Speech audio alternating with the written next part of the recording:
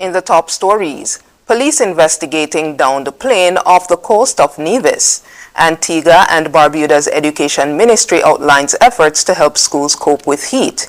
And junior doctors in the UK join seniors in NHS strike over pay. Hello and welcome to the ZIZ Midday Newscast. Today is Thursday, September 21st, 2023. I'm your presenter, Shanique Harvey. Nationally, the police are investigating the circumstances surrounding a plane's emergency water landing off Herbert's Beach in Nevis on Wednesday evening. According to a police source, a Piper single-engine plane was headed from Antigua to St. Martin when it developed engine trouble and attempted to land at the Vance Amory International Airport. However, the plane dropped short and landed in the sea on approach. The police say the pilot from St. Martin and student pilot from Anguilla were the only persons on board. They swam ashore with only minor injury to the pilot. The plane has since been removed from the ocean. We'll have more updates as they become available. The High Court in St. Kitts has been relocated to the Charles Amory building at Fort Lance Bastille in the vicinity of the War Memorial. A brief ceremony was held on Wednesday to mark the occasion.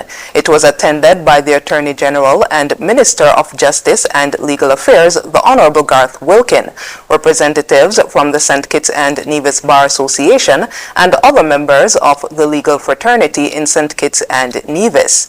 In his remarks, Attorney General Wilkin stated that a new home for the courtrooms became necessary following the closure of the Sir Lee Elmore Judicial and Legal Services Complex in early June 2022 due to mold infestation. The relocation of the High Court services to the Charles Amory building was welcomed by the St. Kitts and Nevis Bar Association. Its president, Ms. Curlin Merchant, commended the Attorney General for the government's efforts in improving the physical court infrastructure and securing a space where attorneys and litigants can easily navigate. Minister Wilkin noted that the intention of the ministry is to conduct a complete renovation of the Sir Lee Elmore Judicial and Legal Services Complex for the permanent housing of the High Court. On Tuesday, the Nevis Island Administration, or NIA, honored 10 divisions for their contribution to the development and enhancement of Nevis and the wider Federation.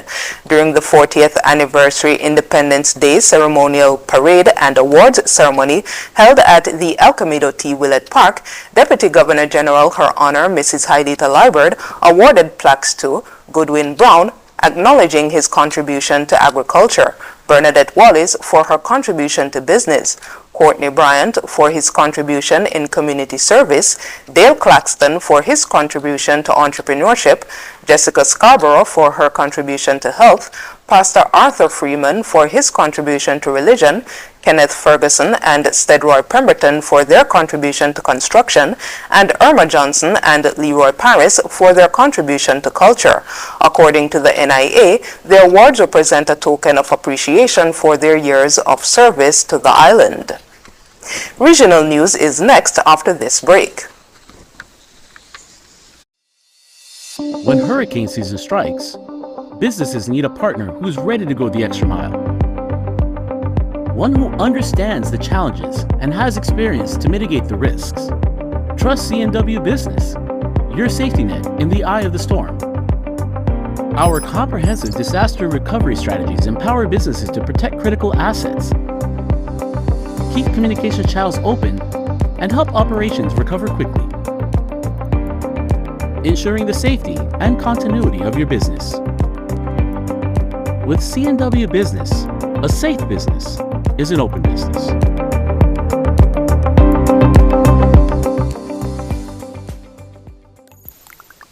In regional news, the Antigua and Barbuda Education Ministry is assuring it is doing all it can to help students cope with the excessive heat affecting the country. Deputy Director of Education E. Jonah Green and Education Officer for Physical Education Sean Samuel outlined some of the key measures during an interview with ABS's Kim Emmanuel Baird. The Ministry of Education is covering all its bases as the country grapples with a continuing excess heat warning. The aim is to ensure staff and